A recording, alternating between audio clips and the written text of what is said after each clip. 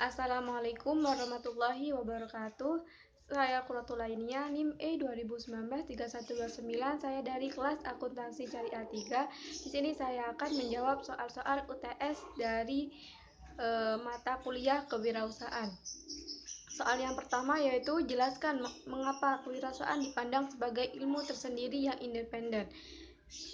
Saya jawab yang pertama yaitu kewirausahaan berisi bidang pengetahuan yang utuh dan nyata, yaitu terdapat di teori, konsep, dan metode ilmiah yang lengkap. Yang kedua yaitu kewirausahaan memiliki dua konsep, yaitu posisi pemulaan usaha atau ventura dan perkembangan usaha. Ini jelas tidak termasuk dalam kerangka bidang materi manajemen umum yang memisahkan antara manajemen dan kepemilikan usaha. Yang ketiga yaitu kewirausahaan merupakan disiplin ilmu yang memiliki objek tersendiri, yaitu kemampuan untuk menciptakan sesuatu yang baru dan berbeda. Yang keempat yaitu kewirausahaan merupakan alat untuk menciptakan pemerataan usaha dan pendapatan atau kesejahteraan rakyat yang adil dan makmur. Soal yang kedua yaitu jelaskan apa saja yang menjadi objek studi kewirausahaan. Yang pertama yaitu kemampuan merumuskan tujuan hidup atau usaha. Yang kedua yaitu kemampuan memotivasi diri untuk melahirkan suatu tekad dan kemauan yang besar. Yang ketiga yaitu kemampuan berinisiatif, yaitu mengerjakan sesuatu yang baik tanpa menunggu perintah orang lain. Yang keempat yaitu kemampuan berinovasi untuk melahirkan kreativitas. Yang kelima yaitu kemampuan membentuk modal material. Yang keenam yaitu kemampuan mengatur waktu dan membisukan diri. Yang ketujuh yaitu kemampuan mental yang dilandasi agama. Dan kedelapan yaitu kemampuan membiasakan diri dalam mengambil hikmah dari pengalaman yang lain ataupun meyakinkan.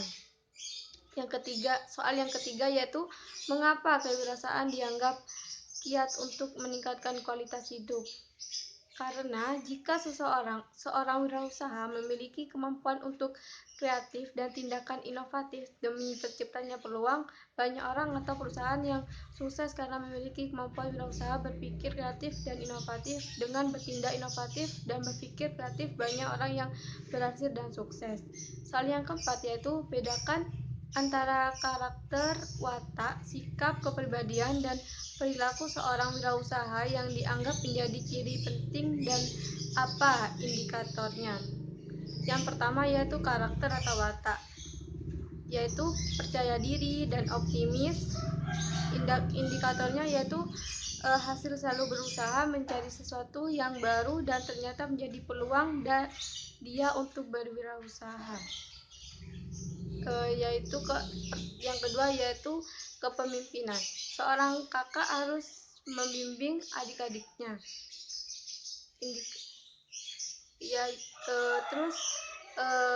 Yang kedua yaitu sikap kepribadian, kepercayaan diri. Indikatornya seorang mahasiswa memilih untuk bekerja demi memuaskan keinginan untuk bekerja. Yang ketiga yaitu kepribadian. Kreativitas, indikatornya seorang mebel harus memiliki sifat kreatif dengan berbagai modal demi terciptanya peluang. Selanjutnya yaitu perilaku mencari kreasi-kreasi terbaru. Indikatornya yaitu menemukan pasar baru, pengenalan barang-barang baru, metode produksi baru. Soal yang kelima yaitu jelaskan apa fungsi dan peran wirausaha dalam perekonomian secara makro dan mikro. Secara makro, seorang wirausaha berperan dalam ekonomi nasional sebagai penggerak, pengendali, dan pemacu perekonomian suatu bangsa dan berfungsi menciptakan investasi baru, membentuk modal baru, menghasilkan lapangan kerja baru, menciptakan produktivitas, meningkatkan ekspor, mendorong pertumbuhan ekonomi, mengurangi kesenjangan sosial, dan meningkatkan kesejahteraan.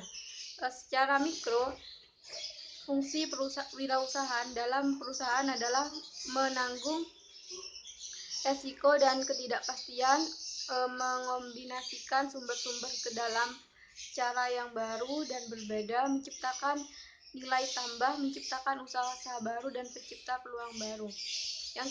Soal yang keenam yaitu jelaskan bagaimana proses berwirausaha untuk mencapai keberhasilan. Yang pertama yaitu